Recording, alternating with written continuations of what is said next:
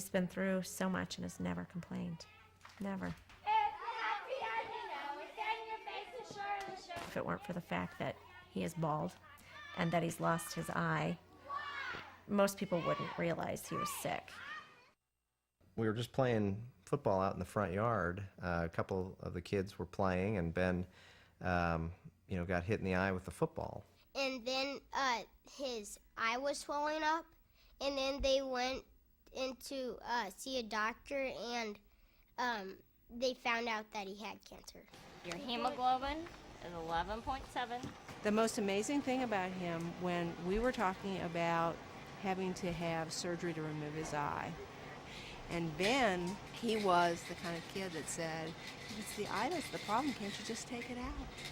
I think he is probably the bravest person that I know, and I think he's a role model for adults and children.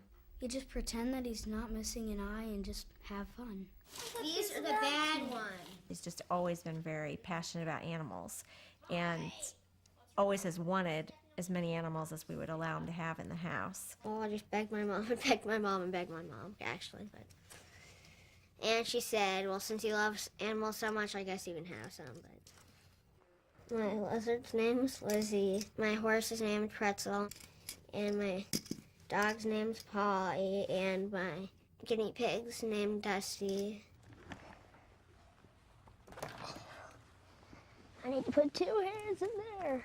Who's your very favorite animal, though? My dog. Mm-hmm. She was this adorable puppy from day one.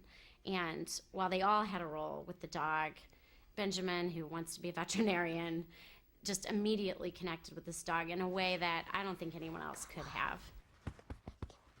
She typically spends the night in our bed, and then when Ben became ill, she started sleeping in his bed for a while. Yeah, and many times when Ben has to spend the night in the hospital, Polly will sleep in his bed while he's gone. And I got rid of the cancer and then it came back.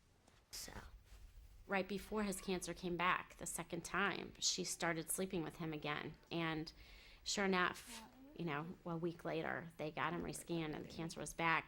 we adopted Polly at Wayside Waifs about 1.5 years ago. She's just part of everyday life in our house. She plays with the kids. She's just kind of always around. It was important for us to teach the kids the lesson about saving an animal's life. If they aren't adopted, sometimes they have to be euthanized. I think that's how Ben decided it was sort of where he wanted to spend his philanthropic efforts. I tried to raise a ton of money for Wayside Waves, and I did. Ben decided that he wanted to do something to help all the other animals that are here at Wayside, and so he chose Strut With Your Mutt as the way to do that, and ended up being our very top money raiser for the year. Wayside Waifs could not survive without people like Ben, who go out of their way to help support animals who are in need of care. He had raised right under $3,000, and then after other people in the country caught wind of what he was doing, it was a little over $4,000. For him to have done all the things he's done in the face of all he has to go through is just amazing to all of us. He's going to make it through this. He has to, and I know he'll dedicate his life to working with animals, and Polly's been an amazing part of that. I think she thinks she's a lapdog. And with every dollar that he raised, he would say, how much more food is this going to buy? How many more dogs are going to be able to get surgeries? He was very focused in on wanting to know exactly, had he saved the shelter yet?